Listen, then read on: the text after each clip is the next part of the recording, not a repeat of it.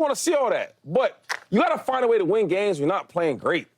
Because there's going to be games where he's going to play better than he's not. I mean, that's how good he is as a player. So I'm happy that the way they got to find a way to win. I think there's going to be more games like this where you get better competition, playoffs, late in the game, and you got to find a way to win even when you're not shooting well. Yeah. So I like what I've seen from the Lakers. Yeah.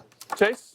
Yeah, I love it too. Look, the Lakers 4 in a row, won 14 of their last 17. Come on now. Yeah. And Luka's been there for 6 games, right? Yeah. So I know Luka's not shooting really well right now, but that's okay. And remember, you weren't on the show a couple days ago when Acho brought up a point about the new big three. And I sort of scoffed at it, and I'm like, well, nah, like, it doesn't make sense. It makes a lot of sense right now because what the Lakers have is they have 3 guys that can take over the game at any point. Look, LeBron had 33 and 17. Season high in rebounds. The dude is like Father Time doesn't exist. And then Austin Reeves, 23 points, 6 rebounds, 5 assists, 2 steals. Just the stat line for the ages. It just seems like it's 20 points or more every single game with him. And then Luka's not shooting well. We know that. But you can still score 21 points. You can still have 13 rebounds, 5 assists, almost another triple-double when you're not. How are you guarding this team? Like, first of all, they're playing really good defense, right? Like, they're #1 defense in almost every major category the last 17 games. That was an issue for us when we first started talking about the Lakers. Like, hey, can they play defense? Is Luka going to be the guy that is one-on-one? No, but they're teaching the attitude. They're teaching the effort. And when you have these big 3 performing like they are, and you're winning 14 of the last 17 games, right now, I think they're playing like one of the best teams in the Western Conference. So even if they got out to a big lead and then blew it a little bit, then finished it up, they're still winning games. Yeah. And quite honestly, that's all that matters right now. Yeah, they should be encouraged for sure. There's no better feeling than walking in, I would say on a Monday because we played on Sunday. But, on a Friday, knowing that you did not play your best basketball and you still won the game. There's no better feeling than as a coach turn the table, hey, man, this ain't good enough, but we still won the basketball game. I'm encouraged because they got closers. Yeah. Listen, didn't show up in the second half to play no defense. They say, hey, man, we gave all our energy in the first half. Second half, we're going to take this half off of playing defense. A lot of easy buckets and all that. But when the game was on the line, even though Luka's struggling, you get a one-leg 3. They were getting to the free throw line. Obviously, LeBron closing out a game. But I was encouraged because I'm like, they got dudes that can close out a basketball game and take over a basketball game, no matter how it may look on the course of the basketball game. And that's what I seen yesterday. Luka did not shoot the ball well the last 2 nights, the last 2 games at least. Yeah. And they still finding ways to win the basketball game. When he does turn it on, they're going to be blowing people out possibly because the defense is stepping up as well, too. So I'm encouraged by what I've seen by the Lakers, but when the game was on the line in the fourth quarter, when it got tough and the Wolves started making a little run, they said, hold on, we got the basketball, let's finish this game out. This is what I'm most encouraged by because I had the same questions about defensively, how they were going to be. And this is the thing that I didn't take into account, is that when you have guys that are capable of passing the ball and creating shots the way that not just LeBron and Luka can, but Austin Reeves has done a nice job of creating shots for guys.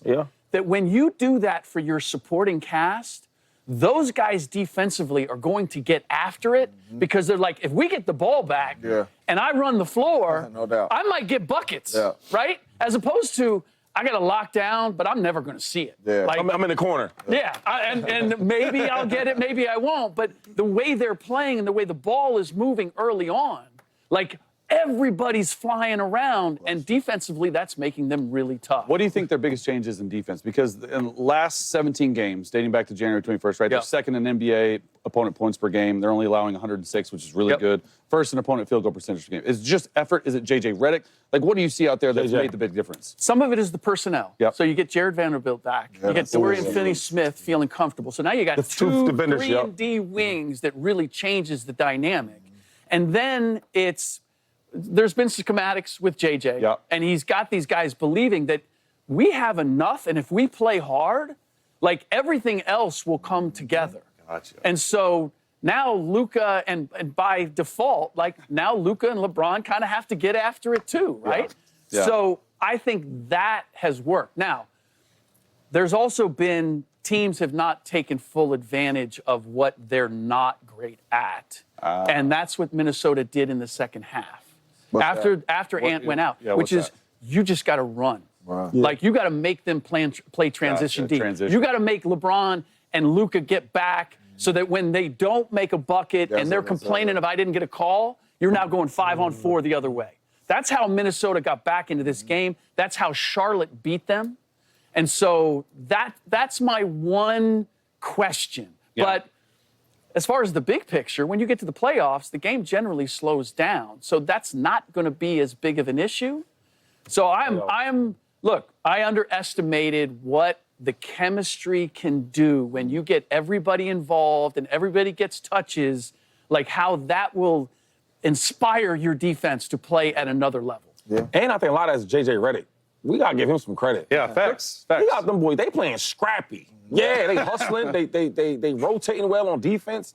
And they don't believe in the game plan. And then offensively, like, it's one thing where you have a coach where we got these star players and they kind of just run the show. Yeah. It don't seem like that for the Lakers. It seems like you got the star players, obviously LeBron and Luka, but J.J. Redick got a big influence on what's going on. Yo, hey, get back on defense. Hey, move the ball. Yeah. Play with some energy. Yeah. Play with some effort. And you see the difference. It's a lot of sets I was watching last night. Because, it's like the easy thing to say is, oh, Luka's getting guys involved, right? And LeBron's this. But it's a lot of sets I'm watching where J.J. Redick's put some great sets together, though, right? And guys are getting involved. Like, even so small things like having Vanderbilt throw alley-hoops backside. You would never imagine it, because if you watch Vanderbilt his whole career, he's been a defensive guy, right? And I stay in the corner. That's been his thing. We're seeing with J.J. Redick, he's actually involved in the offense. Yep. So the Lakers are scary, though. They are looking scary. Really quick, Slick, before you change to the next topic. Because watching the game, the last two games, LeBron's been the one in the fourth quarter, starting the fourth quarter and really closing the fourth quarter out. Luka's on the bench, comes in for the last 7. How long does that last? When does that change? Because I'm sitting there watching like, LeBron, it should be switched, in my humble opinion. Yeah. You 26, it should be switched. LeBron should be coming in for them last 7 to finish. I'm just asking, does that change or does it stay like that even in the playoffs and as this goes on? I know that, but Bron is 40. Well, keep in mind, like, Luka didn't play the part of the season before he got to L.A. For the trade. So he's still trying to get in shape. And then if you are closing, you want to know what your guy does. And these guys are still figuring out how Luka plays and how we play off of him. Gotcha. And it won't take a whole lot before they get comfortable with that. But for right now, if you're going to close, like, I know what I'm going to get out of LeBron James. I know where he's going to operate. I know what he likes, right? And so it's going to take a little bit of time before they make that. Are you surprised they mesh so well? Because I am. So quickly, or what it seems. Or have we not even seen the most of it? You know what? I feel stupid now that I have questions. Because you got two really high IQ guys, and maybe it helped them to a certain extent that people were questioning. Yeah, I was questioning.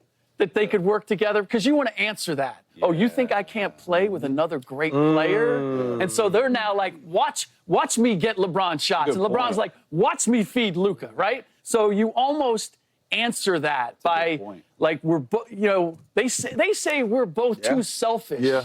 And that's what's most impressive for me. I said it yesterday with LeBron. Like, LeBron is stepping back. Oh, you want me to spot up? You want I'm going to let you cook? Like, LeBron has always had the ball in his hand. Can we say this, though, Slick? There was a question yesterday that you kind of was on the other side of the fence. Oh, yeah. Right? Whose team? In terms of what? Whose team? Whose team? Whose team? I mean, Brown, the last Stevie Wonder can see whose team it is today. Him and Ray Charles know whose team it is. You got your glasses? But it's Come on now. I need my... Okay, hold on. My Louis Vuittons from yesterday. Yeah, you need that Stevie Wonder. Lost him.